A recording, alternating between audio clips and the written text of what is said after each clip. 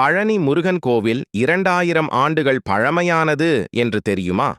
ஆனால் இதுக்கு பின்னால் உள்ள உண்மையான வரலாறு நீங்க கேட்டிருப்பீங்களா? தமிழ்நாட்டின் திண்டுக்கல் மாவட்டத்தில் உள்ள பழனி முருகன் கோவில் 6 அறுபடை வீடுகளில் ஒன்றாகும். இந்த கோவில் சோழர், பாண்டியர், நாயக்கர் காலங்களில் வளர்ச்சி பெற்றது. கோவிலில் இருக்கும் முருகனின் சிலை நவரசா களிமண் எனப்படும் அரிய கலவையால் உருவாக்கப்பட்டது. இதை உருவாக்கியவர் சித்தர் போகர் என்று வரலாற்று ஆசிரியர்கள் கூறுகிறார்கள். பழனிமலை 693 படிகள் கொண்டது. மேலும் கோவில் வடக்கு நோக்கி அமைந்துள்ளது என்பதும் அதிசயம். சித்த மரபு, பௌத்த சின்னங்கள் மற்றும் தொல்பொருள் ஆதாரங்கள் இவை அனைத்தும் சேர்ந்து இந்த இடம் 1000 ஆண்டுகளாக ஆன்மீக மையமாக இருந்ததை காட்டுகின்றன. இது கோயில் கதை அல்ல, நம்ம வரலாறு.